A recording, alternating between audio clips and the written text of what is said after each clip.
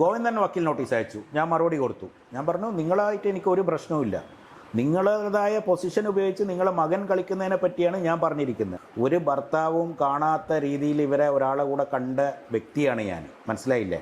അദ്ദേഹം നിങ്ങൾ കാണുന്ന ഒരു മുഖമല്ല മമ്മൂട്ടി, നിങ്ങൾ കാണുന്ന ഒരു മുഖമല്ല. അത് പറയുന്നത് അദ്ദേഹത്തിൻ്റെ വളരെ തൊട്ടടുത്ത ഫാമിലി. അതായത് ഞാൻ ഒരു ഇൻട്രൊഡക്ഷനോട് കൂടിയിട്ടാണ് മെസ്സേജ് അയക്കുന്നത്. പക്ഷേ ദുൽഖറിൻ്റെ ആൾക്കാർ എന്നെ വിളിച്ചു.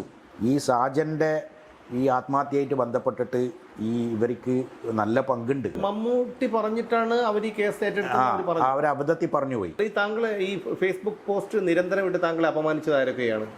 അതായത് പിന്നെ ഈ ഷുക്കൂർ, നമ്മുടെ സിനിമയിൽ അഭിനയിച്ച ഷുക്കൂർ വക്കീൽ, പിന്നെ ഈ കെ ഷാഹിന, പിന്നെ ഒരു വേറൊരു ലേഡി ഉണ്ടായിരുന്നു, അവരെ പേര് അവരും ഈ സിനിമയായിട്ട് ബന്ധമുള്ളവരുണ്ട്. പിന്നെ സുനിത ദേവദാസ്, പിന്നെ അതേപോലെ നമ്മളെ ഈ ഫേസ്ബുക്കിൽ ഇടയ്ക്കിടയ്ക്ക് പേര് മാറ്റുന്ന ഒരു എഴുത്തുകാരിയില്ലേ, ദീപ നിശാന്ത്. അല്ല, അതൊന്നും കണക്കാക്കേണ്ട കാര്യമില്ല, ഇതെല്ലാം അടിമക്കമ്മികളാണ്. അല്ല, അപ്പോൾ അവരുടെ അടുത്ത് എനിക്ക് പറയാനുള്ളത്, അവർക്ക് എന്ത് കണ്ടിട്ട് അവരറിയുന്നത്, അവരുടെ അടുത്ത് എനിക്ക് ഒരു കാര്യമേ പറയാനുള്ളൂ, അവർ എന്നെ കുറ്റപ്പെടുത്തിയിട്ട് എഴുതുകയാണ്. അപ്പോൾ ഞാൻ പിന്നെ ഇവരെ കംപ്ലീറ്റ്ലി ഒഴിവാക്കാൻ കാരണം എന്താ വെച്ച് കഴിഞ്ഞാൽ, ഒരു ഭർത്താവും കാണാത്ത രീതിയിൽ ഇവരെ ഒരാളെ കൂടെ കണ്ട വ്യക്തിയാണ് ഞാൻ. മനസ്സിലായില്ലേ? എന്നിട്ട് പോലെ അവരതൊക്കെ ഞാൻ കള്ളക്കഥ പ്രചരിപ്പിച്ചാന്നാണ് പറയുന്നത്. കള്ളക്കഥ പ്രചരിപ്പിച്ചതല്ല, അവർ എടുത്ത ട്രീറ്റ്മെൻറ്റിന് എറണാകുളത്തെ ആസ്റ്റർ മിംസിൽ പോയി കഴിഞ്ഞാൽ റെക്കോർഡ്സ് കിട്ടും, അവരെന്തൊക്കെ ട്രീറ്റ്മെൻറ്റ് അവിടെ എടുത്തെന്നുള്ളത്. ഇതൊക്കെ പരിശോധിച്ചിട്ടല്ല ഇവരെ ഒരാളങ്ങ് ഇവരല്ലേ എഴുത്തിന് എന്ത് വാല്യൂ ഉള്ളത്? ഇവരിങ്ങനെ ആയിരിക്കില്ലേ പല ആളെ പറ്റി. എഴുത്തിന് വാല്യൂ ഇല്ല, അത് നിങ്ങളൊന്ന് മനസ്സിലാക്കില്ല. ഈ സൈബർ കമ്മികൾ മാത്രമാണ് ഇവരുടെ എഴുത്തിന് വകവയ്ക്കുന്നത്. അവരുടെ ഗ്രൂപ്പുകളിലാണ് ഇത് പ്രചരിപ്പിക്കപ്പെടുന്നത്. ദീപ നിശാന്ത് എന്ത് ഒരു വിശ്വാസ്യതയാണ് അവർക്കുള്ളത്? അവർ മറ്റൊരാളുടെ കവിത അടിച്ചുമാറ്റിയ ഒരു സ്ത്രീയാണ്. അതിൻ്റെ അവരും അതുമായി ബന്ധപ്പെട്ട കാര്യങ്ങളിലേക്ക് പോയാൽ സ്ത്രീത്വത്തെ അപമാനിച്ചു എന്നുള്ളൊരു വകുപ്പ് വരും. അതുകൊണ്ട് ഞാൻ അതിലേക്ക് കടക്കുന്നില്ല. കേരളത്തിലെ പൊതുസമൂഹത്തിന് ഇതേക്കുറിച്ച് അറിയാം. പിന്നെ ഉള്ളത് ഷുക്കൂർ വക്കീൽ. അയാളൊരു അടിമയാണ്. അയാൾ നമ്മൾ ഇഷ്ടപ്പെട്ടത് ഒരു സിനിമയിൽ അഭിനയിച്ചതോടു കൂടിയാണ്. അയാളൊരു അടിമക്കമ്മി. വേണ്ട, അത്രയ്ക്കൊരു ഇതാണ് അവരുടെ ഒരു നിലപാടുകളും ഒക്കെ. അതായത് റീച്ചിനും പണത്തിനും വേണ്ടി ഇത്തരത്തിൽ മറ്റുള്ളവരെ അധിക്ഷേപിക്കും. അതിനെ കൊണ്ട് തകരുന്നത് ഒരു പാവപ്പെട്ട ഒരു വ്യക്തി, ഒരു ജീവിതത്തിൽ ഒരു തെറ്റും ചെയ്യാതെ ജീവിക്കുന്ന ഒരാളുടെ ജീവിതം. കാര്യം മനസ്സിലാക്കൂ. ഒന്നാമത്തെ കാര്യം, കമ്മ്യൂണിസ്റ്റുകാർക്ക് മനസാക്ഷിയില്ല. അങ്ങനെ മനസാക്ഷി ഉണ്ടായിരുന്നെങ്കിൽ 2 കോടി രൂപ പറ്റിച്ചിട്ട് നിങ്ങളുടെ സുഹൃത്ത് നിങ്ങളോട് ഇത് ചെയ്യുമായിരുന്നു. അയാൾ കമ്മ്യൂണിസ്റ്റുകാരനാണല്ലോ. അയാളെക്കുറിച്ച് ഒന്നും അറിയില്ല, നിങ്ങൾ വാങ്ങിക്കോളൂ എന്ന് പറഞ്ഞ ഗോവിന്ദനും ശ്യാമളയും കമ്മ്യൂണിസ്റ്റുകാരാണോ? ആണല്ലോ. രാജേഷ് കൃഷ്ണ കമ്മ്യൂണിസ്റ്റുകാരനാണോ? താങ്കൾക്കെതിരെ ഈ പറഞ്ഞവരെല്ലാം കമ്മ്യൂണിസ്റ്റുകാരാണോ? ഇവരാർക്കും താങ്കൾ ഈ രാജേഷ് കൃഷ്ണയും അല്ലെങ്കിൽ ഈ ശ്യാം ഒഴികെ ബാക്കി ആർക്കും താങ്കളുമായിട്ട് വ്യക്തിപരമായി വിരോധമോ സൗഹൃദമോ ഇല്ല. അവർ പോലും താങ്കളോട് മനുഷ്യത്വം കാണിക്കാതെ വരുമ്പോൾ നമ്മൾ മനസ്സിലാക്കേണ്ടത് കമ്മ്യൂണിസ്റ്റുകാർക്ക് മനുഷ്യത്വം ഇല്ല എന്നുള്ളതാണ്. എന്തായാലും അതവിടെ നിൽക്കട്ടെ. ഈ മമ്മൂട്ടിയെ താങ്കൾ പരിചയപ്പെടുന്നത് ഭാര്യയ്ക്ക് ഒരു കലാപരമായി ഉയർന്നു വരുന്ന സിനിമാ രംഗത്തേക്ക് വരണം അല്ല ഒന്നോടുകൂടിയാണ്. ഈ മമ്മൂട്ടിയെ പരിചയപ്പെട്ടതിന് ശേഷം അതിൻ്റെ ഗുണവും ദോഷവും എങ്ങനെയായിരുന്നു? മമ്മൂട്ടിയെ പരിചയപ്പെട്ട മുതൽ നമ്മളൊരു മഹാനടൻ എന്നുള്ള, ഞാൻ എത്രയോ ചെറുത് മുതലേ അദ്ദേഹത്തിൻ്റെ സിനിമ കണ്ടിട്ട് ഒരു ആരാധകനാണ്. അപ്പോൾ അങ്ങനെയുള്ള ഒരു റെസ്പെക്റ്റിലാണ് 2010-ലോ 2011-ലാണ് നമ്മൾ ഫസ്റ്റ് കാണുന്നത്. ഒരു ജവാൻ ഓഫ് വെള്ളിമല എന്ന് പറഞ്ഞ ഒരു സിനിമയുടെ ലൊക്കേഷനിൽ വെച്ചും കൊണ്ട് അവിടെ നിന്ന് കണ്ട് അങ്ങനെയുള്ള പരിചയം ഇത് ചെയ്തു. അയാളും ഞാനും ഒക്കെ 1-to-1 ഡിസ്കഷനിലുണ്ടായിരുന്നു. പക്ഷേ എൻ്റെ എക്സ് എന്നിൽ നിന്ന് അകലെ ഇങ്ങനെ ഒരു ട്രാപ്പിൽപ്പെട്ട് എന്ന് പറഞ്ഞ് ഞാൻ അദ്ദേഹത്തിൻ്റെ അടുത്ത് പറഞ്ഞപ്പം അദ്ദേഹം അതിൽ അതുവരെ പല കാര്യങ്ങളും ഞങ്ങൾ വാട്സപ്പും മറ്റേ ഇതിലും ഡിസ്കസ് ചെയ്ത ആൾ ഒരു സഹായവും ചെയ്തില്ല. കാരണം അദ്ദേഹം ഇതിനകത്ത് ട്രാപ്പ്ഡാണ്. കാരണം അദ്ദേഹത്തിൻ്റെ ഈ ആൻഡോ ജോസഫ് അതേപോലെ ഈ രാജേഷ് കൃഷ്ണ എന്നെല്ലാം പറയുന്ന ഒരു കമ്പനിയാണ്. അപ്പോൾ ഇവരെ ഈ ഫണ്ടും കൊടുക്കൽ വാങ്ങലൊക്കെ ഉണ്ട്. അപ്പോൾ അദ്ദേഹത്തിനേക്ക് ഭീഷണി പോയി, എൻ്റെ കൂടെ നിൽക്കരുത്, സപ്പോർട്ട് ചെയ്യണം. അപ്പോൾ അദ്ദേഹം ഒരു ഭീഷണിക്ക് വഴങ്ങുന്നയാളാണോ? അല്ല, വഴങ്ങിയേ പറ്റുള്ളൂ. കാരണം അദ്ദേഹത്തിനെ പറ്റിയിട്ട് ഇപ്പോൾ ലേറ്റസ്റ്റ് ഒരു ഇൻഫർമേഷൻ ഞാൻ പറയാം. അദ്ദേഹത്തിൻ്റെ വളരെ അടുത്ത ഫാമിലി മെമ്പർ, അദ്ദേഹം നിങ്ങൾ കാണുന്ന ഒരു മുഖമല്ല മമ്മൂട്ടി, നിങ്ങൾ കാണുന്ന ഒരു മുഖമല്ല.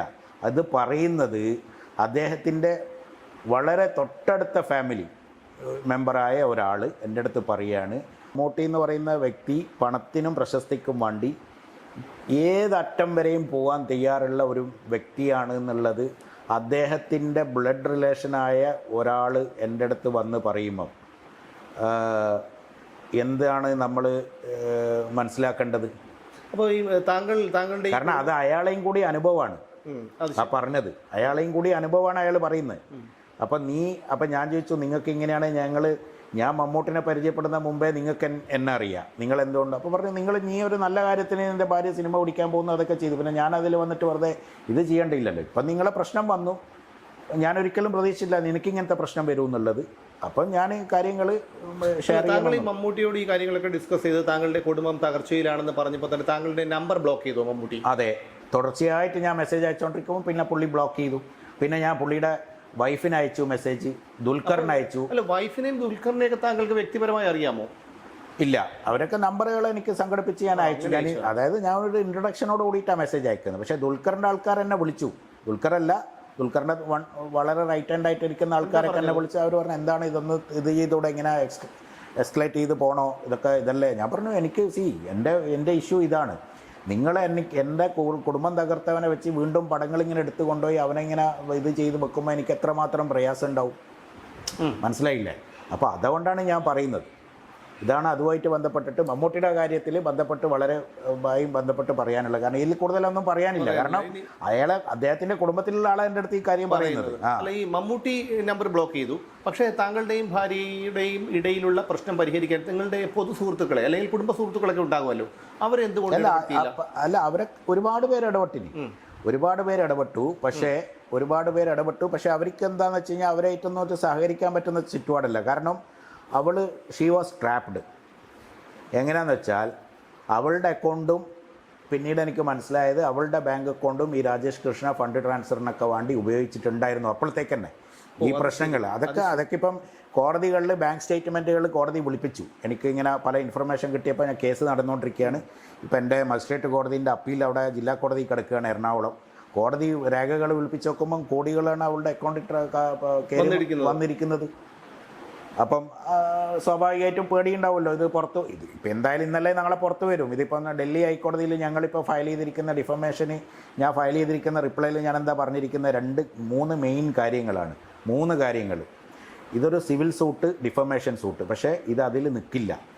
എനിക്ക് പറയാനുള്ളത്, ഞാൻ കോൺഫിഡൻഷ്യലായിട്ട് ജനറൽ സെക്രട്ടറിക്കും സ്റ്റേറ്റ് സെക്രട്ടറിക്കും കൊടുത്ത കത്ത് എങ്ങനെ ഇയാളുടെ കയ്യിലെത്തി എന്നുള്ളത് അവർ വന്ന് പറയണം. അതിന് അവരെ കക്ഷി ചേർത്തണം. ഒന്നാമത്തത്. 1, 2. മൂന്നാമത്തെ കാര്യം, കത്ത് കോടതിയുടെ മുമ്പിൽ കിട്ടിയ സ്ഥിതിക്ക് അതിൽ പല ക്രിമിനലും സാമ്പത്തികമായിട്ടുള്ള ക്രൈമും കാര്യങ്ങളും അതിനകത്ത് ഉന്നയിക്കുന്നുണ്ട്. അപ്പം ഇതൊരു സെൻട്രൽ ഏജൻസിനെ വെച്ചിട്ട് കോടതിൻ്റെ മേൽനോട്ടത്തിൽ അന്വേഷിക്കണം. ഇത് ചെയ്തു കഴിഞ്ഞാൽ പിന്നെ ഈ കേസിന് ഡിഫമേഷനിൽ ഫസ്റ്റ് ഓഫ് ആൾ ഇത് നിൽക്കൂല. കാരണം ഇതൊരു ഡിഫമേഷൻ ഡോക്യുമെൻ്റ് അല്ല, അത് വേറെ വിഷയം. ഇതും കൂടെ ചെയ്തു കഴിഞ്ഞാൽ പല കാര്യങ്ങളും, ഗുരുതരമായിട്ടുള്ള രാജ്യദ്രോഹ പ്രവർത്തനങ്ങൾ, അതായത് നാഷണൽ സെക്യൂരിറ്റി, നാഷണൽ ത്രെട്ട്, ഗുരുതരമായ എക്കണോമിക് ഒഫൻസുകൾ, ഇതൊക്കെ വന്നു കഴിഞ്ഞാൽ അവൻ്റെ ലണ്ടൻ കേരള യാത്രയിലൊക്കെ കോടികളാണ് അവൻ എന്തൊക്കെയോ ഡൊണേഷൻ എന്നൊക്കെ പറഞ്ഞിട്ട് ഹവാല പണം വെളുപ്പിച്ചിരിക്കുന്നത് രാജേഷ് കൃഷ്ണ. അപ്പോൾ ഇതൊക്കെ ഒരു അന്വേഷണത്തിൻ്റെ ഞാൻ കേരള DGPക്കൊക്കെ മുമ്പ് പരാതി കൊടുത്തിട്ടുണ്ട്. ഇനിയിപ്പോൾ 2ാമത് പൊടി തട്ടി എടുക്കണം. അന്നേരമൊന്നും ഒരു നടപടിയായില്ല. കാരണം പി ശശിയല്ല അവിടെ ഇരിക്കുന്നത്. ഇപ്പോൾ ഇന്ന് കാലത്ത് ഞാൻ കണ്ടു ADGP മറ്റേ നമ്മുടെ MR അജിത് കുമാർ, ഇങ്ങനെയുള്ളവരെല്ലാം അടുത്തല്ല ഇത് പോവുക, അവരെന്തെങ്കിലും ചെയ്യുമോ?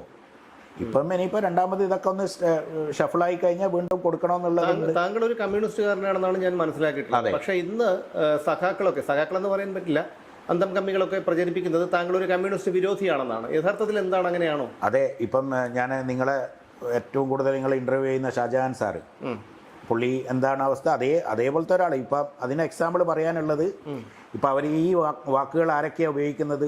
ജി സുധാകരനെ ഉപയോഗിച്ചു, TK ഗോവിന്ദനെ ഉപയോഗിച്ചു, V കുഞ്ഞികൃഷ്ണനെ ഉപയോഗിച്ചു, പിന്നെ കൊല്ലത്തുള്ള നമ്മളെ ഐഷ പോറ്റിനെ ഉപയോഗിച്ചു. അപ്പം അവർക്കെതിരെ അവരെ തെറ്റ് ചൂണ്ടിക്കാണിക്കുന്നവർ, V കുഞ്ഞികൃഷ്ണൻ വന്നിരിക്കുന്ന ഒരു നിസാര കാര്യങ്ങൾ, TK ഗോവിന്ദനും V കുഞ്ഞികൃഷ്ണനും എന്താണ് വിഷയം? ഒരാൾ സാമ്പത്തിക തട്ടിപ്പ്, ഒരാൾ ഭാര്യക്ക് ആ സ്ത്രീക്ക് ഒരു കാര്യവുമില്ല, അങ്ങനെ കൊടുക്കുന്നതിനെതിരെയാണ് പ്രതികരിച്ചതിനല്ലേ കമ്മ്യൂണിസ്റ്റ് വിരുദ്ധരായത്. ഇനി വേറെ ഒരു കാര്യം ഞാൻ പറയാം. നിങ്ങളന്ന് ഞാൻ TK ഗോവിന്ദൻ മാസ്റ്ററായിട്ടുള്ള ഇൻ്റർവ്യൂ ഞാൻ കണ്ടിരുന്നു.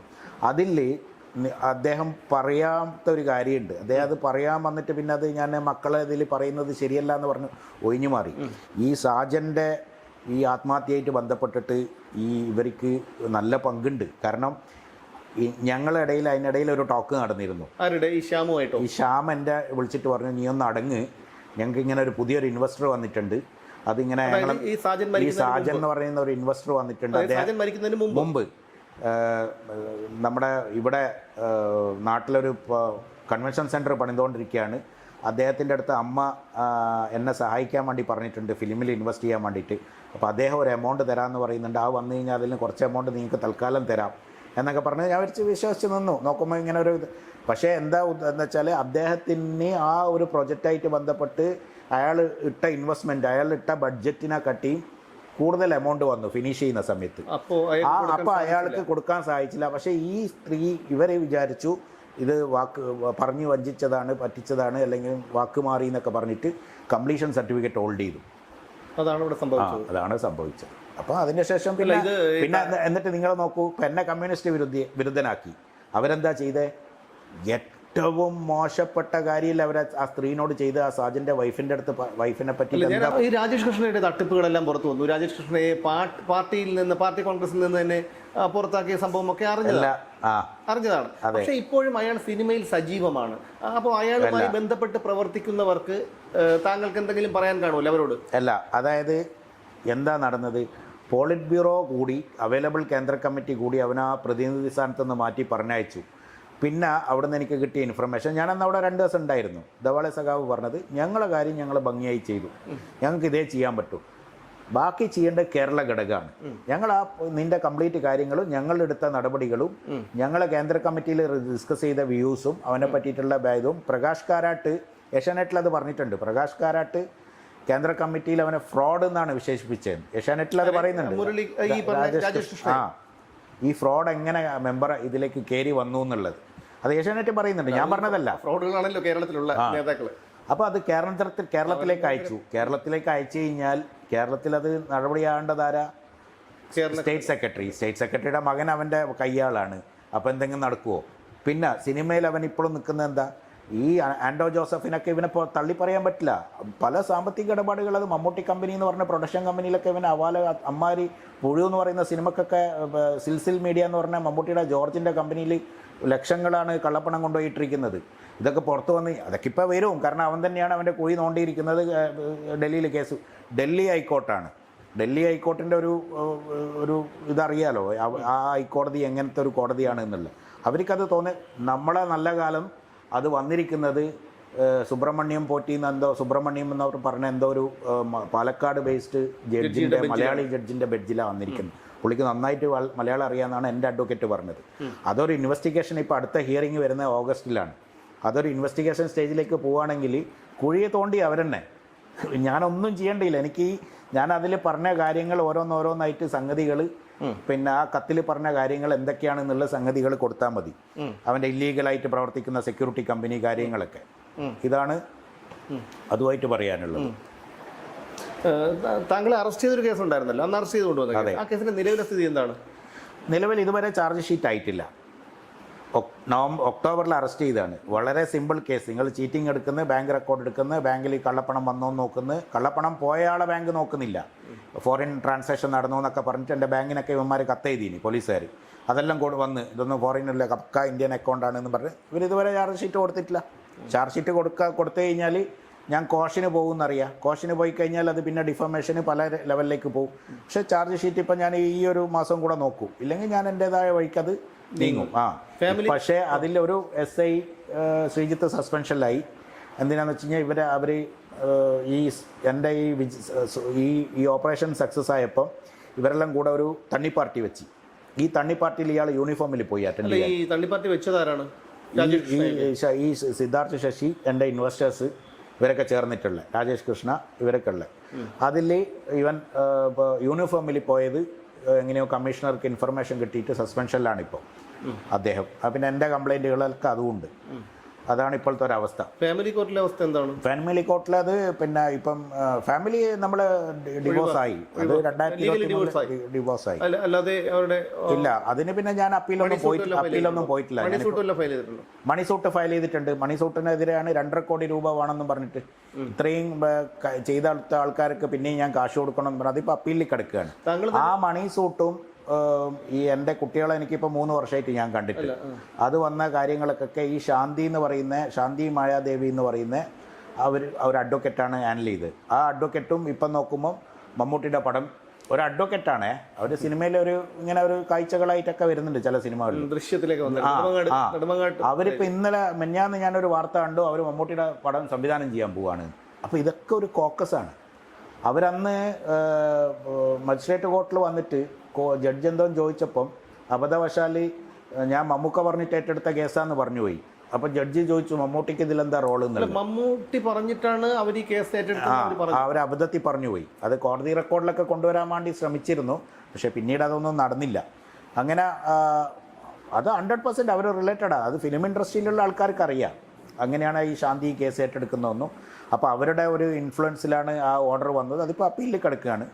അപ്പീൽ തീരുമാനം ഇപ്പം നമുക്ക് മനസ്സിലാവുമല്ലോ ഒരാൾക്ക് എന്തിന് നമ്മൾ ഇത്രയും സഹായം ചെയ്ത് വളർത്തിക്കൊണ്ടുവന്ന്. അതായത് എൻ്റെ അടുത്ത് അവർ വരുമ്പം അവരുടെ എഡ്യൂക്കേഷൻ പോലും +2 പോലും ഉണ്ടായിരുന്നില്ല. തമിഴ്നാട്ടിൽ നിന്നാണ് അവർ +2 പാസ്സാവുന്നത്. തുടർ വിദ്യാഭ്യാസം, ഫിലിം കോച്ചിങ്, IIT-യിലടക്കം ഫിലിം കോച്ചിങ് ഒക്കെ പഠിച്ച് ഇതിനൊക്കെ സ്പെൻഡ് ചെയ്ത ആളാണ് ഞാൻ.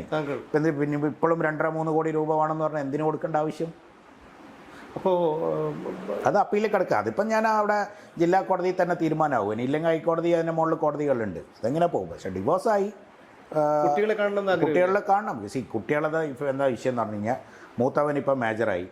അവനിക്ക് കാണണമെങ്കിൽ അവൻ എൻ്റെ നമ്പർ ഫോണ് ഞാൻ കൊടുത്ത ഫോണാണ് ഇന്നും യൂസ് ചെയ്യുന്നത്. എൻ്റെ സിം കാർഡാണ് യൂസ് ചെയ്യുന്നത്. ഈവൺ ഇതിനകത്ത് ഫാമിലി ഷെയറിങ്ങും എല്ലാം യൂസ് ചെയ്യുന്നുണ്ട്. എന്നെ കാണണമെങ്കിൽ ഇങ്ങോട്ടും വിളിക്കാമല്ലോ. അപ്പോൾ എനിക്ക് കോർട്ട് ഓർഡർ ഉണ്ട്. അവർ പഠിക്കുന്നിടത്ത് പോകാൻ പാടില്ല, അവർ ടീച്ചേഴ്സിനെ ബന്ധപ്പെടാൻ പാടില്ല, ഒന്നും ചെയ്യാൻ പാടില്ല. അതുകൊണ്ട് ഞാനിപ്പോൾ 3 വർഷമായിട്ട് 2023 മുതൽ നമ്മൾ സെപ്പറേറ്റഡ് ആണെങ്കിലും 23 വരെ പിള്ളേർ എൻ്റെ അടുത്ത് വന്നിട്ടുണ്ടായിരുന്നു. 23 നമ്മളൊരു ടൂറൊക്കെ പോയി വന്നിട്ട് അവരെ സ്കൂൾ തുറക്കുമ്പോൾ ഞാൻ ഇവിടെ കൊണ്ടുവന്നാക്കിയതാണ്. പിന്നെ എനിക്ക് വരുന്ന ഇങ്ങനെ ഒരു കോപ്പിയാണ്. അപ്പോൾ എന്താണെന്ന് വെച്ച് കഴിഞ്ഞാൽ അതായത് ഞാനിപ്പോൾ പറഞ്ഞില്ല, എൻ്റെ അറസ്റ്റിലേക്ക് എത്തുന്ന മുമ്പേ എന്നെ എങ്ങനെയൊക്കെ തളർത്താൻ പറ്റുമോ എന്നുള്ളത് ആദ്യം ഇവർ വൈഫിനെ വെച്ച് ഓപ്പറേറ്റ് ചെയ്ത്. വൈഫ് അവരുടെ കൂടെ പോവുകയാണെങ്കിൽ എനിക്ക് പിന്നെ ഒരാൾ ഇന്നത്തെ കാലഘട്ടത്തിൽ ഒരു സ്ത്രീ അല്ലെ ഒരു പുരുഷൻ ഒരു ബന്ധം വേണ്ട, പിരിഞ്ഞു പോകാന്ന് പറഞ്ഞാൽ നമ്മളതിൽ മുറുക്കി പിടിച്ചിട്ട് ഒരു കാര്യമില്ല. പോയി കൊടുത്തേക്കുക, നോ പ്രോബ്ലം. അപ്പോൾ അതിൽ എനിക്ക് അത്ര ഇതില്ല എന്ന് പറഞ്ഞാൽ, കാരണം ഞാൻ കുട്ടികൾ തന്നെ എൻ്റെ അടുത്തുണ്ട്. ഞാൻ ഹാപ്പി ആയിട്ട് കുട്ടികളായിട്ട് ടൂർ പോകുന്നു വരുന്നു, ഇതൊക്കെ ഞാൻ സോഷ്യൽ മീഡിയയിൽ ഷെയർ ചെയ്യുന്നു. അപ്പം അവർക്ക് അതിലും ഞാനില്ല. പിന്നെ അവരടുത്ത സ്റ്റെപ്പ് എന്ത് ചെയ്തു? കുട്ടികളെ ഓരോ പെറ്റീഷൻ വന്ന റെക്കോർഡിങ്ങൾ എടുത്ത് നോക്കിയാൽ മതി കോടതിയിൽ. പിന്നെ പെറ്റീഷൻ ഇടുന്നു. ഡിവോഴ്സ് ഇടുന്ന സമയത്ത് സാധാരണ കുട്ടികളുടെ കസ്റ്റഡി ചേർത്താ ഇടുക. ഡിവോഴ്സ് ഇടുമ്പം കുട്ടികളുടെ കസ്റ്റഡി പെറ്റീഷൻ ഇട്ടിട്ടില്ല. അത് കഴിഞ്ഞതിന് ശേഷം കുട്ടികളെ അകറ്റി മാറ്റാൻ വേണ്ടിയിട്ട് കസ്റ്റഡി പെറ്റീഷൻ ഇടുന്നു. കുട്ടികളെ 2023 ഞാൻ ഇവിടെ കൊണ്ടുവന്ന് ഡ്രോപ്പ് ചെയ്യുന്നു. അന്ന് വരെയുള്ള സ്കൂൾ ഫീസും കാര്യങ്ങളെല്ലാം ചെയ്തിട്ടുണ്ട്. പിന്നെ ഒരത്തിൽ എനിക്കിങ്ങനെ ഒരു ഓർഡർ വരുന്നു. അപ്പം ഞാൻ ടീച്ചേഴ്സിനെ കാണാൻ പാടില്ല, പഠിക്കുന്ന സ്കൂളിൽ പോകാൻ പാടില്ല, അവരെ സ്കൂൾ ബസ് കയറി കാണാൻ പാടില്ല. ഇങ്ങനെയൊക്കെ ഒരു ജഡ്ജി ഒരു ഓർഡർ തരുമോ? അന്നത്തെ ഒരു ഷൈജു നട്ടം പറഞ്ഞ ഒരു ഫാമിലി കോർട്ടിലൊരു ജഡ്ജി വളരെ വിചിത്രമായ ഓർഡർ എന്നാണ് അത് കണ്ട അഡ്വക്കേറ്റൊക്കെ പറയുന്നത്. അങ്ങനെ ഒരു ഓർഡർ എങ്ങനെയാണ് അയാൾ എഴുതിയെന്നറിയില്ല. സ്വന്തം അച്ഛനോട് പറയാണ്, നിങ്ങൾ മക്കളെ പഠിക്കുന്നിടത്ത് പോകാൻ പാടില്ല, അവരെ ടീച്ചേഴ്സായിട്ട് സംസാരിക്കാൻ പാടില്ല, അവരെ സ്കൂളിൽ പോകാൻ പാടില്ല, അവരെ ബസ് കാണാൻ പാടില്ല. എന്താ നിങ്ങൾ ആ ജഡ്ജ് സമൂഹത്തിന് കൊടുക്കുന്ന ഒരു ഇത്? ഞാനെന്താ അങ്ങനെയാണെങ്കിൽ എന്നെ കുട്ടികളെ ഞാൻ ആക്രമിച്ച് പ്രശ്നം എന്തെങ്കിലും ഒരു റെക്കോർഡ് വേണം. ഇവിടെ അവസാനമായിട്ട് കുട്ടികൾ വന്നിട്ട് വലിയൊരു ട്രിപ്പ് കാശ്മീരിലടക്കം ഒരു ടൂർ പോയിട്ടാണ് ഞാൻ അവരെ തിരിച്ചു കൊണ്ടാക്കുന്നത്. ഫോട്ടോസൊക്കെ ഉണ്ട്. അങ്ങനെ ഇതൊക്കെ കണ്ടിട്ടാണ് ഇങ്ങനെ ഒരു ജഡ്ജിമെൻറ്റ് തരുന്നത്. അപ്പം ഞാൻ അവിടെ കുട്ടികളെടുത്ത് ഞാനും പിന്നെ വക്കീൽ പറഞ്ഞു, എനിക്കാണ് അപ്പീൽ പോവുക. എൻ്റെ വക്കീൽ നല്ലൊരാളാണ്, ശ്രീജിത്ത് നായർ എന്ന് പറയുന്നത്, കൊച്ചിയിലുള്ള. അയാൾ പറഞ്ഞു അപ്പീൽ കൊടുത്തു കഴിഞ്ഞാൽ ഈ കുട്ടികളെ ഇങ്ങനെ കോടതി ഏറ്റവും വലിയ അവർക്ക് മെൻ്റലി പഠിക്കുന്ന സമയത്ത് അന്നേരം അവന് +2 എഴുതുന്ന ആളാണ്, മൂത്താൾ +2, ഇപ്പം ഡിഗ്രി 2nd ഇയർ പോകുന്നു. ഞാൻ പറഞ്ഞാൽ പിന്നെ അവിടെ നിൽക്കട്ടെ വക്കീൽ, നമുക്ക് നോക്കാമെന്ന് പറഞ്ഞു. ഇപ്പം ഞാൻ കുട്ടികളെ കാണാൻ വേണ്ടിയിട്ടുള്ള പെറ്റീഷൻ ഇട്ടിട്ടുണ്ട്, കസ്റ്റഡി പെറ്റീഷൻ ഇട്ടിട്ടുണ്ട്, ഫാമിലി കോടതിയിൽ റിവ്യൂ ഇട്ടിട്ടുണ്ട്. അന്നേരം അവൻ പബ്ലിക് എക്സാം എല്ലാം ആയതുകൊണ്ട് ഞാനത് ഡിസ്റ്റർബ് ചെയ്തില്ല. അവരെ പോലെ നമ്മളും ഒരേ ബുദ്ധിയില്ലാതെ ഇത് ചെയ്യാൻ പാടില്ലല്ലോ. അപ്പോൾ ഇനിയിപ്പോൾ ആ കേസ് ഇപ്പോൾ ജൂണിൽ വരുന്നുണ്ട്, ഈ മാസം ഹിയറിങ്ങിന് വരുന്നുണ്ട്. കുട്ടികളെ എനിക്ക് കാണാനുള്ള അനുമതി കിട്ടുമെന്നാണ് എൻ്റെ പ്രതീക്ഷ. ഇല്ലെങ്കിൽ ഞാൻ ഹൈക്കോടതിയിൽ പോകും, അത്രയേ ഉള്ളൂ. നേരത്തെ പിന്നെ ഈ 2.5 കോടിയുടെ കാര്യങ്ങളും എനിക്ക് ജില്ലാ കോടതിയിൽ നിന്ന് തീരുമാനമാവുമെന്നാണ് എൻ്റെ ഒരു പ്രതീക്ഷ ഉള്ളത്. നേരത്തെ ചോദിക്കാൻ തുടങ്ങിയൊരു ചോദ്യം സംസാരത്തിനിടയിൽ വിട്ടുപോയതാണ്. പി ശശി പൊളിറ്റിക്കൽ സെക്രട്ടറി ആയിരുന്ന സമയത്ത് താങ്കൾ, അയാളുടെ മകനും ഇതിൽ കക്ഷിയാണല്ലോ, സിദ്ധാർത്ഥ് ശശി എന്ന് പറയുന്നു. അപ്പോൾ ഈ ശശിയെ താങ്കൾ നേരിട്ട് കണ്ടിരുന്നോ? ശശിയെ നേരിട്ട് കണ്ടിട്ടില്ല. കണ്ടിരുന്നു 1-2 സ്ഥലത്ത് റെസ്റ്റോറൻറ്റിലൊക്കെ വെച്ചിട്ട്. അല്ലാതെ ഞാൻ സംസാരിക്കുകയോ കാര്യങ്ങളൊന്നും ചെയ്തിട്ടില്ല. റെസ്റ്റോറൻറ്റ് എന്ന് പറയുമ്പോൾ യാദൃച്ഛികമായി അതെ, ഞങ്ങൾ ലഞ്ച് കഴിക്കുന്ന ലാസ്റ്റ് കണ്ടത് തിരുവനന്തപുരത്തുള്ള ഒരു റെസ്റ്റോറൻറ്റിൽ വെച്ചിട്ടാണ്. യാദർശികമായിട്ട് കണ്ടത്. മുഖ്യമന്ത്രിയെ നേരിട്ട് കണ്ടിട്ടില്ലായിരുന്നു, മുൻ മുഖ്യമന്ത്രിയെ? ഇല്ല. ഗോവിന്ദനെ കണ്ടിട്ടുണ്ടായിരുന്നു. അപ്പോളോ മുഖ്യമന്ത്രിനെ അങ്ങനെ കണ്ടിട്ടുണ്ട്. അപ്പോളോയിൽ വന്ന സമയത്ത് കണ്ടിട്ടുണ്ട്, ഞാൻ പോയി പരിചയപ്പെട്ടിട്ടുണ്ട്, മാഹിക്കാരനാണെന്നൊക്കെ പറഞ്ഞിട്ടുണ്ട്. അതെ, അന്ന് കോടിയേരി ബാലകൃഷ്ണൻ അവിടെ അപ്പോളോ ഹോസ്പിറ്റലിൽ ചികിത്സയിൽ കഴിയുന്ന സമയത്ത് താങ്കൾ പലതവണ അവിടെ പോയിരുന്നു, അവർക്ക് വേണ്ടുന്ന സഹായങ്ങളൊക്കെ ചെയ്തിട്ടുണ്ട് എന്നാണ് ഞാൻ അറിഞ്ഞത്. അപ്പോൾ അദ്ദേഹത്തിൻ്റെ ഭാഗത്തു നിന്നോ അദ്ദേഹത്തിൻ്റെ മകൻ്റെ ഭാഗത്തു നിന്നോ ഒക്കെ എന്തെങ്കിലും അവർ വല്ല ഉപദേശം തന്നിരുന്നു? മകൻ്റെതല്ല, കോടിയേരിക്കായിരുന്നു ഞാൻ ആദ്യം കത്ത് കൊടുക്കുന്നത്. അദ്ദേഹം 2022 പാർട്ടി സെക്രട്ടറി കോടിയേരിക്ക് കൊടുത്ത പ്രകാരം കോടിയേരി കത്ത് സംസ്ഥാന സെക്രട്ടേറിയറ്റിൽ ഡിസ്കസ് ചെയ്യുകയും ഇവൻ്റെ അടുത്ത് അകലം പാലിക്കാൻ വേണ്ടി തീരുമാനിച്ച് ഇവൻ അന്നേരം മാറ്റി നിർത്തി. രാജേഷ് കൃഷ്ണ. പിന്നെ ഒരു ഏകദേശം ഒരു 7-8 മാസം ചിത്രത്തിലേ ഉണ്ടായിരുന്നില്ല. ഇപ്പം ഇന്നത്തെ അതേ അവസ്ഥയായിരുന്നു അന്ന്. പക്ഷേ കോടിയേരി അഡ്മിറ്റായി. ഇയാൾ ആക്ടിങ് സെക്രട്ടറി ആയിട്ട് വന്നില്ല ഇടയിൽ, ഗോവിന്ദൻ്റെ മുമ്പ് ഇയാൾ വന്നല്ലോ കുറച്ച് നേരം, നമ്മുടെ വിജയരാഘവൻ. ആ സമയത്ത് ഇവൻ മെല്ലെ ഇത് നടത്തി. ഗോവിന്ദൻ വന്ന സമയത്ത് അത് ഫുൾ അങ്ങോട്ട് തിരിച്ചു കയറുന്ന അവസ്ഥയിൽ വന്നു. അപ്പം ഞാൻ വീണ്ടും ഈ ഇവിടുത്തെ ഒരു ഓഫീസ് സെക്രട്ടറി ഉണ്ട്, ബിജു കണ്ടക്കൈ, പുള്ളിൻ്റെ അടുത്ത് സംസാരിച്ചപ്പോൾ പുള്ളി പറഞ്ഞു നമുക്ക് എന്ത് ചെയ്യാനാണ്, അവർ ഇവിടെ നിന്ന് പറയുന്ന കാര്യങ്ങൾ. അപ്പോൾ ഇവന് വീണ്ടും AKG സെൻറ്ററിലൊക്കെ ആക്റ്റീവ് ആയാലും പരിപാടിയും കാര്യങ്ങളൊക്കെ വന്നു. അങ്ങനെയാണ്. പിന്നെ ഞാനത് കുറച്ച് നമുക്ക് എന്ന് പറഞ്ഞാൽ നമ്മളതായ ജോലിയും കാര്യങ്ങളുണ്ട്, നമുക്ക് ഫുൾ ടൈം ഇതിലേ പോകാൻ പറ്റില്ല. ഞാൻ അവിടെ ഡ്രോപ്പ് ചെയ്തു. പിന്നെ അവിടുന്ന് കുറച്ച് കഴിഞ്ഞപ്പോഴാണ് എനിക്ക് UK നിന്ന് ഇൻഫർമേഷൻ വരുന്നത് ഇവൻ പ്രതിനിധി ആയിട്ടുണ്ട് എന്നുള്ളത്. ഞാൻ കണ്ണൂർ പാർട്ടി കോൺഗ്രസ്സിൽ വെച്ചിട്ട് ബേബിനെ പോയിട്ട് സംഗതികളെല്ലാം കണ്ടു ധരിപ്പിച്ചിനി. ബേബിക്കൊന്നും ചെയ്യാൻ പറ്റിയില്ല. അദ്ദേഹം പറഞ്ഞു ഉണ്ട്, എനിക്കും പല കംപ്ലൈൻറ്റുകൾ വന്നിട്ടുണ്ട്, ഞാൻ നോക്കട്ടെ പിടിക്കട്ടെ എന്നൊക്കെ പറഞ്ഞു. നല്ല രീതിയിൽ ഇതായി. അവിടുന്നാണ് അവൻ എന്നെ ആക്രമിച്ചത്. ബേബിനെ കണ്ടിട്ട് ഇറങ്ങുന്ന സമയത്ത് ആക്രമിച്ച്. ഞാനത് മുമ്പ് എല്ലാത്തിലും പറഞ്ഞു. ആ കേസ് ഇപ്പോഴും CSRൽ കിടക്കും. ബേബിനെ കണ്ടു കണ്ണൂർ നമ്മുടെ പയ്യാമ്പലം ഗസ്റ്റ് ഹൗസിൽ വെച്ചിട്ട് ബേബിനെ കണ്ടു. എന്നോട് പറഞ്ഞു UK ഇന്ത്യൻ കമ്മ്യൂണിസ്റ്റ് പാർട്ടിയുടെ UK ഘടകത്തിൻ്റെ ഹെഡ് ഹർസേവ് ബൈൻസ് എന്ന് പറഞ്ഞ ഒരാൾ പ്രതിനിധിയായിട്ട് വന്നിട്ടുണ്ട്. പുള്ളി പന്തലിലുണ്ട് നാനാർ അക്കാഡമിയിൽ. നീ പോയിട്ട് പുള്ളിനെയും കൂടെ കണ്ടെന്ന് പറഞ്ഞു. പുള്ളി നമ്മളെ പഴയ ഹർകിഷൻ സിംഗ് സുർജിത്തിൻ്റെ മകളെ ഭർത്താവ് അങ്ങനെ എന്തോ ആണ്. പുള്ളിനെ കാണാൻ വേണ്ടി എന്നോട് പറഞ്ഞു നീ പോയാൽ ചിലപ്പോൾ അവരകത്ത് വിടില്ല, CM എല്ലാം വരുന്ന സമയമായി, അതുകൊണ്ട് എൻ്റെ കാറിൽ ഞാൻ ഡ്രൈവറോട് കൊണ്ടുപോകാമെന്ന് പറഞ്ഞു. ബേബിൻ്റെ ഡ്രൈവറിൽ തന്നെ എന്നെ അയച്ചു. പുള്ളി അന്നേരമൊക്കെ നല്ല കാര്യം ചെയ്തു തന്നിട്ടുണ്ട്. അങ്ങനെ അപ്പോൾ ഈ അർസേവ് ബൈൻസിനെ പോയി കണ്ട് കാര്യങ്ങളിൽ പുള്ളി രാജേഷിനെ പറ്റി ഇതൊക്കെ പറയുമ്പോൾ പുള്ളിക്ക് ഭയങ്കര ഇതായിരുന്നു. എനിക്ക് ഐ കാൺ ബിലീവ് അങ്ങനെ ഇങ്ങനെയെന്നൊക്കെ പറഞ്ഞു. പുള്ളി പറയുന്നത് ഞാൻ ഇങ്ങനെ എല്ലാവരും രാജേഷിനെ കണ്ടത്. അതായത് ഈ MA ബേബി ഉൾപ്പെടെയുള്ളവർക്ക് രാജേഷ് കൃഷ്ണ എന്താണെന്നും അയാളുടെ ആക്ടിവിറ്റീസ് എന്താണെന്നും വ്യക്തമായി അറിയാമായിരുന്നു. അതുകൊണ്ടാണല്ലോ അദ്ദേഹത്തിന്റെ വാഹനത്തിൽ താങ്കളെ അങ്ങോട്ടേക്ക്. അതെ. അങ്ങനെ അവിടെ പോയി അത് കണ്ട് ഡ്രൈവറോട് ഞാൻ പറഞ്ഞു കണ്ടിട്ട് ഞാൻ തിരിച്ചു പോയിക്കോളാന്ന് പറഞ്ഞു. നിങ്ങൾ വെയിറ്റ് ചെയ്യേണ്ടെന്ന് പറഞ്ഞു. അവൻ തിരിച്ചു പോയി. കണ്ടിറങ്ങുമ്പോഴാണ് ഇവൻ പന്തലിലേക്ക് കയറി വരുന്നത്. അപ്പോൾ ഇവൻ എന്നെ എനിക്കെതിരെ. അപ്പം ഞാൻ ആ കോടിയേരിക്ക് കൊടുത്ത പരാതി ഇങ്ങനെ കത്തി നിൽക്കുന്ന സമയമാണ്. ആ കോടിയേരിക്ക് കൊടുത്ത പരാതിയുടെ അടിസ്ഥാനത്തിലാണ് എന്നെ ബേബി കണ്ണൂരിൽ വിളിപ്പിക്കുന്നത്. ഞാൻ മദ്രാസിൽ നിന്ന് നേരെ കണ്ണൂരിലേക്കാണ് വന്നത് ഫ്ലൈറ്റിൽ. വീട്ടിൽ പോലും പോവാതെ അവിടെ വന്ന് റൂമെടുത്ത് എന്നിട്ടാണ് കണ്ടിട്ടാണ് ഞാൻ മാഹിയിലോട്ട് വരുന്നത്. അങ്ങനെ അവിടെ നീ എനിക്കെതിരെ പരാതി കൊടുക്കുമല്ലടാ എന്ന് പറഞ്ഞ് ഇവൻ വന്നിട്ട് ഇങ്ങനെ എൻ്റെ ഇവിടെ ഷർട്ട് ഇങ്ങനെ പിടിച്ച സമയത്ത് ഇവൻ്റെ കൂടെയുള്ളവർ രാജേഷ് എന്ന് വിളിച്ചപ്പോൾ ഇവന് ബോധം വന്നു. കാരണം പന്തൽ CCTV കാര്യങ്ങളെല്ലാം ഉണ്ട്. പിന്നെ ഇവനെന്ത് ചെയ്യുന്നു വെച്ചാൽ അവൻ്റെ ചെരുപ്പ് കൊണ്ട് എൻ്റെ ഈ നഖം അമർത്തി പിടിച്ചു. ഞാൻ ഓടാതിരിക്കാൻ വേണ്ടി ചവിട്ടി പിടിച്ചു. അത് നഖം ഡാമേജ് ആയി ബ്ലഡൊക്കെ വന്ന് അത് ഞാൻ മെഡിക്കൽ റിപ്പോർട്ട് അടക്കം കൊടുത്ത കേസ് ഇന്നും FIR ആയിട്ടില്ല. അതെല്ലാം ചേർത്തിട്ട് ഇപ്പം ഞാൻ ഒരു റിവിഷൻ കൊടുക്കാൻ പോകുന്നുണ്ട്. DGP വരെ വന്നതാണ്. അന്നത്തെ DGP ഷെയ്ഖ് ദാവേദും മറ്റേ ഇവർക്കെല്ലാം എത്തിയിട്ടുണ്ട്. പക്ഷേ ഒന്നും നടപടിയായില്ല. കണ്ണൂരിൽ നിന്ന് വളരെ വ്യക്തമായിട്ട് പറഞ്ഞത് എൻ്റെ ഒരു കസിനുണ്ട് കണ്ണൂരിൽ. പുള്ളീനെ ഞാൻ ഏൽപ്പിച്ചിരുന്നു. പുള്ളി പോലീസിലായിട്ട് കുറച്ച് ബന്ധമുള്ള ആളാണ്. പുള്ളി പോയപ്പം പറഞ്ഞത് കണ്ണൂർ സിറ്റി പോലീസിലായിരുന്നു, ടൗൺ പോലീസ്, സിറ്റി പോലീസ് എന്തോ. പരാതി തന്നിരിക്കുന്ന ആൾ ബേബിയുടെ ഗസ്റ്റ്, പരാതി ആർക്കെതിരാണോ കൊടുത്തിരിക്കുന്ന അവൻ P ശശിയുടെ ഗസ്റ്റ്.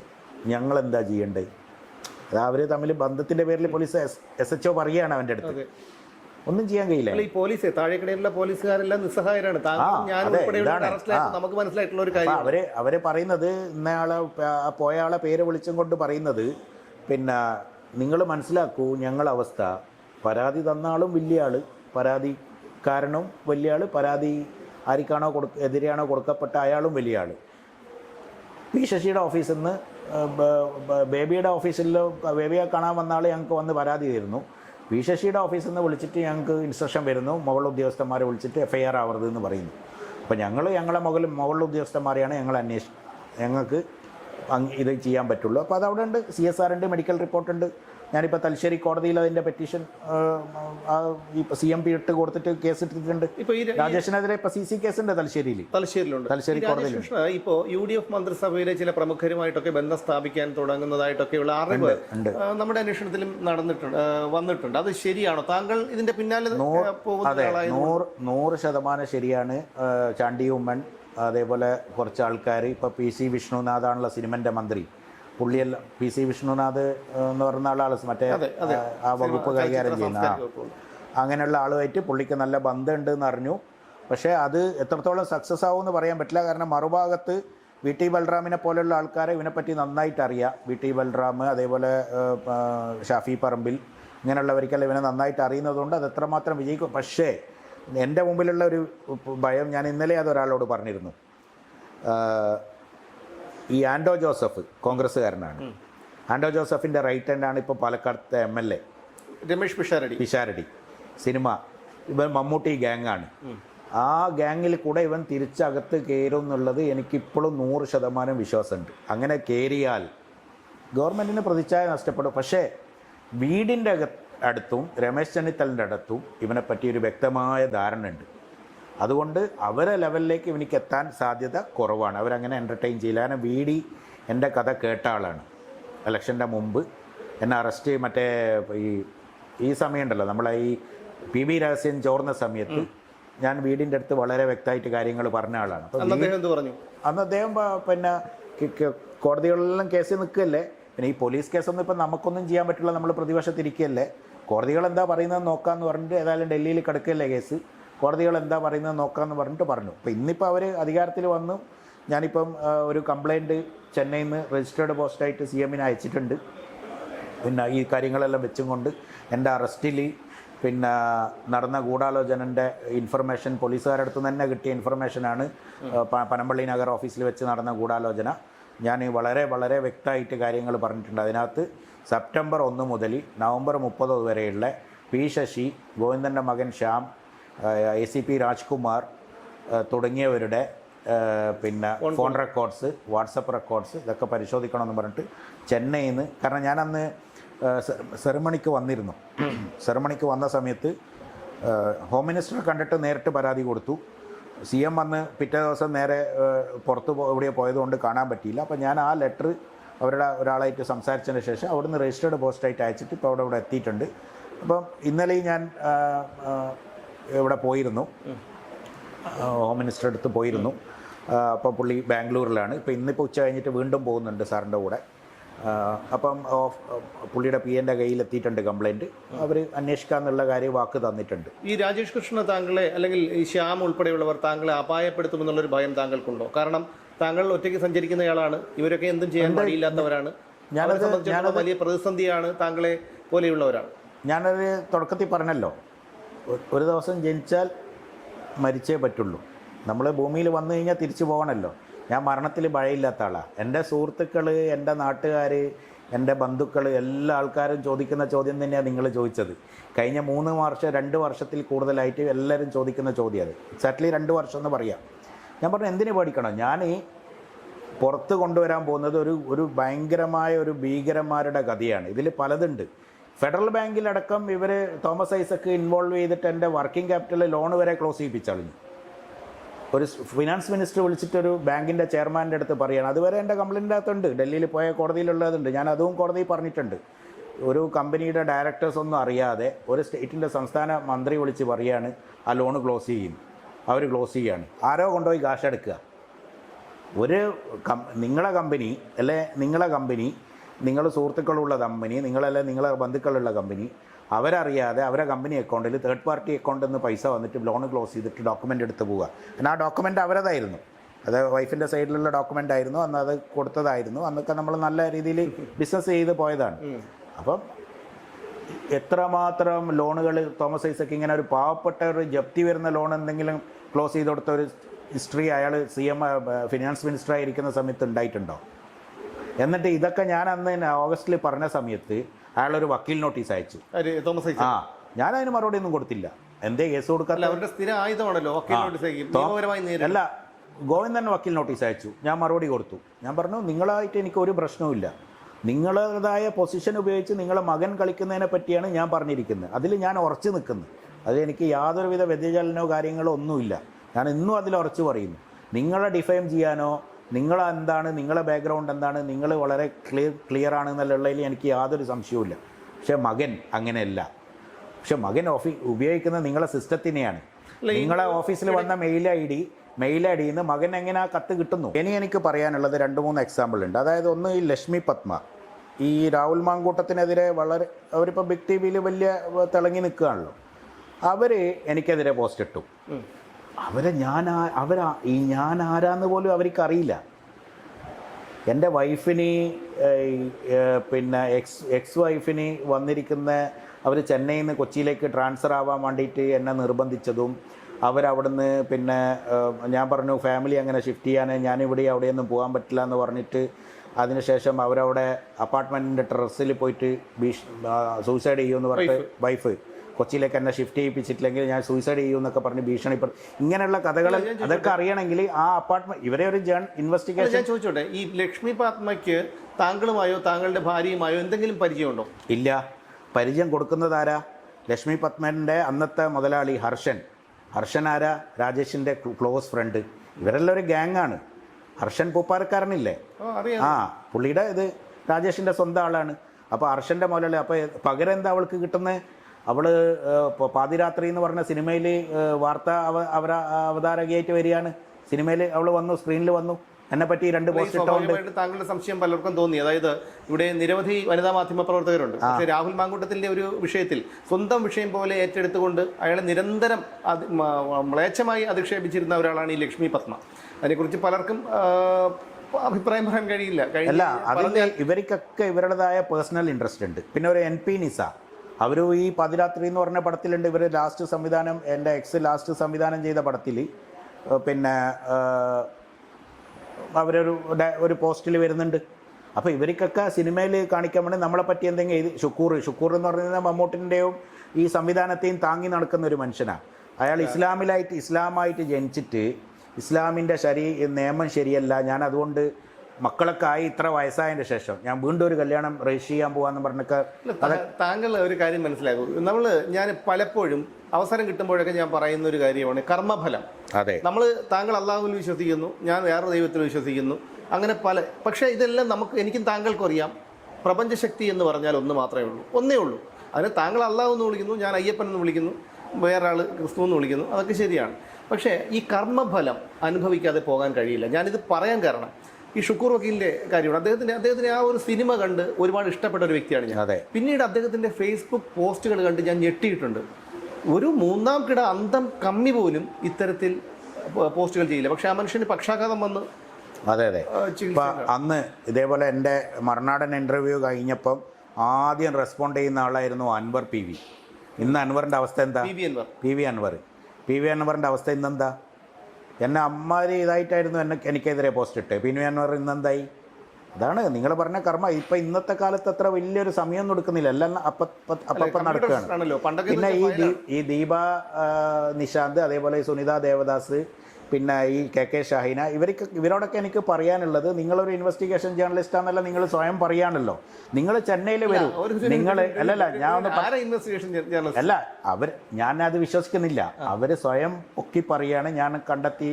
അപ്പോൾ ഇവരുടെ അടുത്ത് പറയാനുള്ളത്, നിങ്ങളൊരു സത്യസന്ധമായ ഒരു ജേർണലിസ്റ്റ് അല്ലെ, നിങ്ങളെ എഴുത്തിനും അല്ലെ നിങ്ങളുടെ ചെയ്യുന്ന ഒരു അവതരണത്തിനും കാരണത്തിൽ എന്തെങ്കിലും ഒരു സത്യസന്ധത ഉണ്ടെങ്കിൽ നിങ്ങൾ എൻ്റെ കൂടെ വരൂ, ഞാൻ നിങ്ങളെ ചിലവ് വഹിക്കാം. ഫ്ലൈറ്റ് ടിക്കറ്റ് വേണോ? നിങ്ങൾ ചെന്നൈയിൽ വന്നിട്ട് അന്വേഷണം നടത്തൂ. ഞങ്ങൾ എങ്ങനെ ജീവിച്ചതായിരുന്നു, എവിടെ നിന്നാണ് ഷിഫ്റ്റായത്, ഞങ്ങൾ ഷിഫ്റ്റായിട്ട് കൊച്ചിയിലെ വന്ന് ആദ്യം താമസിച്ച ഫ്ലാറ്റ് എവിടെയായിരുന്നു, വൈറ്റ്ലയിൽ, ആ ഫ്ലാറ്റിൽ എന്ത് നടന്നു, അവിടെ എപ്പോഴാണ് രാജേഷ് കൃഷ്ണ ഞാൻ ഇല്ലാത്ത സമയത്ത് വന്നത്, ഇതൊക്കെ എല്ലാവർക്കും അറിയുന്ന ഒരുപാട് പേരുണ്ട്. നിങ്ങൾ അവരെയൊക്കെ അന്വേഷിച്ചിട്ട് കൊടുക്കും. അല്ലാതെ പിന്നെ ഈ അടുത്തിപ്പം മനോരമ ചെയ്ത, ഞാൻ മനോരമയ്ക്കെതിരെ ഇപ്പോൾ ഒരു കേസ് കൊടുത്തിട്ടുണ്ട്, അത് പോലീസ് റിജക്റ്റ് ചെയ്തു. ഞാനിപ്പോൾ മനോരമ, മഴവിൽ മനോരമ വുമൻസ് ഡേക്ക് ഒരു ഇൻ്റർവ്യൂ ഈ എക്സിനെ കൊണ്ട്, മനോരമ പോലത്തെ അത്രയും പാരമ്പര്യമുള്ള ഒരു പിന്നെ പത്രം വുമൻസ് ഡേ എന്ന് പറയുന്ന ഒരു ഇത്രയും നല്ലൊരു ദിവസത്തിൽ കൊണ്ടുവന്നിരുത്താൻ പറ്റുന്ന ഒരു സ്ത്രീയാണോ ഇവർ?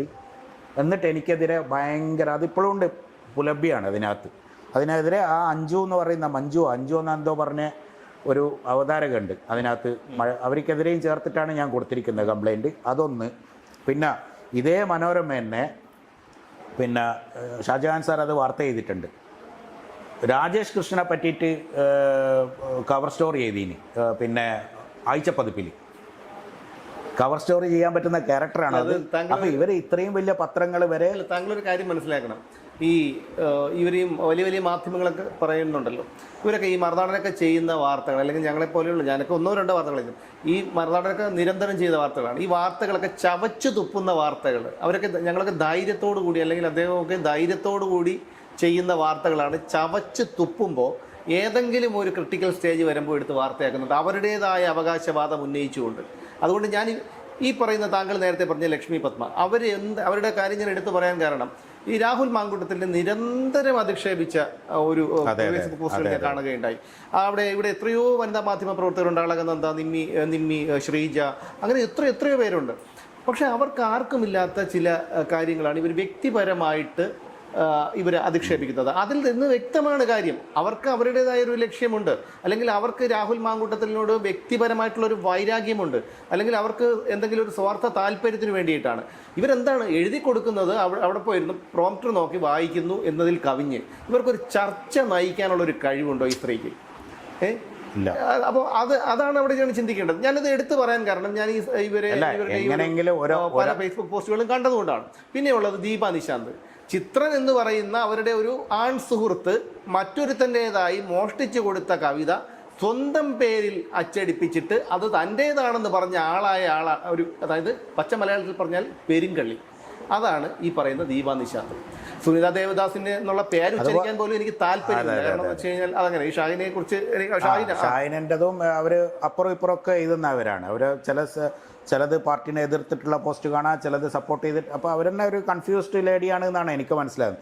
ഈ ഷാഹിനാൻ്റെ അടുത്തല്ല എനിക്ക് പറയാനുള്ളത്, അവർ ഒരുപാട് പോസ്റ്റ് എന്നെ പറ്റി ഇട്ടിട്ടുണ്ട് പല തവണ. അവർ എന്ത് അടിസ്ഥാനത്തിൽ എന്നെ ആരാണെന്ന് അവർക്കറിയോ? എന്നെ അറിയണമെങ്കിൽ എൻ്റെ സർക്കിളിൽ വന്ന് അന്വേഷിക്കണം, എന്നെ ആരാണെന്ന് അറിയാം, ഞാൻ ആരാണെന്ന് അറിയാം. നമ്മുടെ നിയമം അനുവദിച്ചു കൊടുത്തിരിക്കുന്നതാണ്. ഇപ്പോൾ താങ്കൾ എന്ത് വേണമെങ്കിലും പറയാം, താങ്കളൊരു പെണ്ണുപിടിയെന്ന് പറയാം, കള്ളുകുടിയെന്ന് പറയാം, എന്ത് വേണമെങ്കിലും താങ്കളെ ആരോപിക്കാം. പക്ഷേ പുരുഷത്വത്തെ അപമാനിച്ചു എന്ന് പറഞ്ഞ് കേസെടുക്കാൻ പറ്റില്ല. പക്ഷേ ഇവളുമാരെ ആരെങ്കിലും കുറിച്ച് എന്തെങ്കിലും ഒന്ന് പറഞ്ഞാൽ സ്ത്രീത്വത്തെ അപമാനിക്കാം എന്ന് പറഞ്ഞ് വകുപ്പടകളുടെ കേസ്. അതുകൊണ്ടാണ് ഞാൻ അവരോട് വെല്ലുവിളിക്കുന്നത്, നിങ്ങൾ എന്തെങ്കിലും ഒരു സത്യസന്ധത നിങ്ങൾ ആ എഴുത്തിൽ നിങ്ങൾ കാണിക്കുന്നുണ്ടെങ്കിൽ ഞാൻ നിങ്ങളെ വെല്ലുവിളിക്കുകയാണ്. നിങ്ങൾ എൻ്റെ ബാഗ്, അതായത് ഞാൻ എൻ്റെ എക്സിനെ പരിചയപ്പെടുന്നത് 2003 മുതലാണ്. 2003 മുതൽ അവർ 2018 വരെ കൊച്ചിയിലേക്ക് ഷിഫ്റ്റ് ആകുന്നത് വരെ ഞങ്ങളെ ജീവിതം എന്തായിരുന്നു, ഞങ്ങൾ എങ്ങനെ തുടങ്ങിയ ജീവിതമായിരുന്നു എന്നൊക്കെ ഉള്ളത് അറിയണമെങ്കിൽ നിങ്ങൾ ചെന്നൈയിൽ വന്ന് അന്വേഷണം നടത്തണം. എൻ്റെ ബന്ധുക്കളുണ്ട്, എൻ്റെ സുഹൃത്തുക്കളുണ്ട്, എൻ്റെ കമ്പനിയിലുള്ള എൻ്റെ പാർട്ട്നേഴ്സ് ഉണ്ട്, എൻ്റെ ജോലിക്കാരുണ്ട്, ഇവർക്കെല്ലാം അറിയാം. എൻ്റെ വീട്ടിൽ ഇപ്പോഴും ഫ്ലാറ്റിൽ ജോലി ചെയ്യുന്ന ജോലിക്കാരുണ്ട്, അവരൊക്കെ 15-16 വർഷമായിട്ട് ഞങ്ങളിവിടെ ജോലി ചെയ്യുന്ന ആളാണ്. അതായത് എൻ്റെ മൂത്ത മകൻ പിറന്ന മുതലുള്ള ജോലിക്കാരുണ്ട് എൻ്റെ ഫ്ലാറ്റിൽ.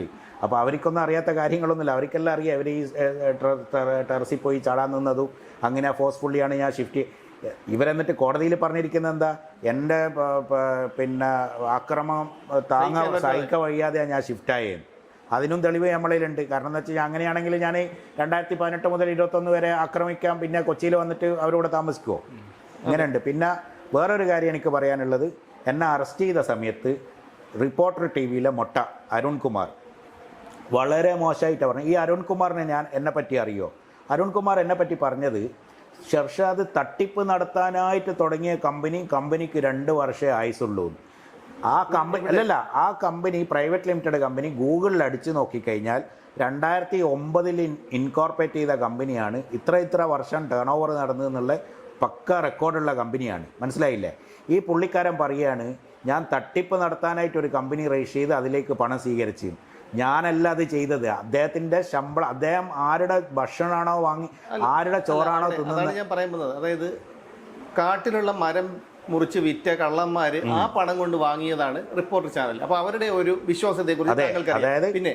പിന്നെ ഈ അരുൺ എന്ന് പറഞ്ഞാൽ നാളെ ഏതെങ്കിലും ഒരു ചായക്കടയിൽ ഗ്ലാസ് കഴുകാൻ നിൽക്ക്, ഇവിടത്തെക്കാളും ശമ്പളം കുറച്ച് കൂട്ടിത്തരാമെന്ന് പറഞ്ഞാൽ അരുണിന് ഒരു മടിയുമില്ല. കാരണം അയാൾ ഒരു അധ്യാപകനാണ്. ആ ജോലി ഉപേക്ഷിച്ചിട്ടാണ് അയാൾ ഈ സാമ്പത്തികം മോഹിച്ച് വന്നിരുന്നത് ഈ പറയുന്ന പിതൃക്കളെയൊക്കെ ആൾക്കാരെ കൊണ്ട് സ്മരിപ്പിക്കുന്നത്. അപ്പോൾ അതുകൊണ്ട് അരുണിൻ്റെ കാര്യം നമ്മൾ പറഞ്ഞു കഴിഞ്ഞാൽ ചിലപ്പോൾ അല്ല, എനിക്ക് അരുണിൻ്റെ മുതലാളിമാരെ പറ്റി പറയാനുള്ളത് പല കേസുകൾ, ഇപ്പം കിറ്റക്സ്, പിന്നെ ഈ മരം മുറി, പിന്നെ അതിലും വലുത് ആ ഹോളിഡേൻ്റെ ഡീലിനെ പറ്റി കുറച്ചുകൂടെ കൂടുതൽ അറിയുന്ന ആളാണ് ഞാൻ. അവരെത്രമാത്രം ആ പഴയ ഓണർ ബുദ്ധിമുട്ടുണ്ടാക്കി, അത് ഷാജൻ ഒരുപാട് പ്രാവശ്യം വാർത്ത ചെയ്തിട്ടുണ്ട്. അതിൽ ആ ഹോളിഡേൻ്റെ പഴയ മുതലാളിയുണ്ട്, അയാളെ എനിക്ക് സുഗതൻ എന്ന് പറയുന്ന പേഴ്സണലായിട്ട് അറിയുന്ന ആളാണ്. കാരണം അയാളൊരു ഫർണിച്ചർ ബിസിനസ് ചെയ്യുന്ന ആളാണ്.